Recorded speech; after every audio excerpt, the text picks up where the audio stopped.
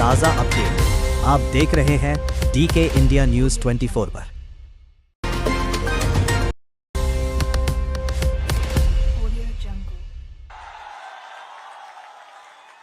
UP में सड़कों पे नमाज नहीं पढ़ी जाती है। यूपी में मस्जिदों से अजान की आवाज नहीं आती है। यूपी में तो एक ही नारा गूंजता है, न गौ माता को कटने देंगे न हिंदुओं को बंटने देंगे।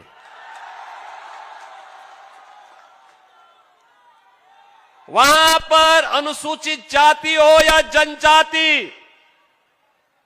प्रजापति समुदाय हो या फिर कुम्हार हो या कुर्मी, किसी भी जाति का हिंदू है वह सुरक्षित भी है और समृद्धि के नित नए सोपान को प्राप्त कर रहा है।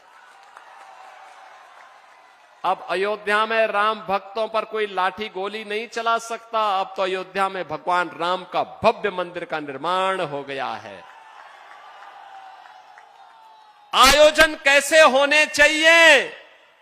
प्रयागराज महाकुंभ आपके सामने उदाहरण है। कितना भव्य और शानदार आयोजन।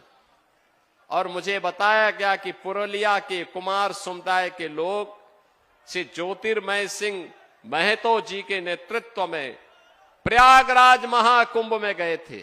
मैं उन सभी का अभिनंदन करता हूं जो प्रयागराज में गए और प्रयागराज की पुण्य को प्राप्त किए हैं। बहनों और भाइयों, ये हमारा दायित्व है। विरासत का संरक्षण करके ही हम विकास कर सकते हैं और उसी विकास की प्रक्रिया को आगे बढ़ाने के लिए आज मैं जयपुर में आपके पास आया हूं, आपका आह्वान करने के लिए। ये बंगाल की धरा प्रेरणा की धरा है। बंगाल की धरा भारत को दिशा देने वाली धरा थी। बंगाल में प्रतिभा थी, लेकिन प्रतिभा पलायन कर रही है। बंगाल में पुरुषार्थ था, लेकिन उस पुरुषार्थ को कुंद कर दिया गया। बंगाल में वह सब कुछ था जो बंगाल को भारत के अंदर लीडरशिप देने का मादा रखता था, लेकिन बंगाल को एक साजिश के तहत पहले कांग्रेस ने, फिर कम्युनिस्टों ने, अब टीएमसी ने अव्यवस्था, अराजकता और गुंडागिर्दी का अड्डा बना दिया है। बहनों और भाइयों, मैं आपका आह्वान करने के लिए आया हूं।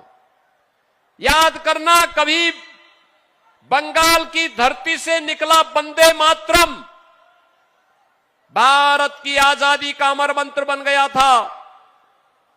और आज मैं आपका आह्वान करने के लिए आया हूं। वंदे मातरम ने भारत को आजाद कराया था। यह वर्ष वंदे मातरम के 150 वर्ष पूर्ण होने के वर्ष है।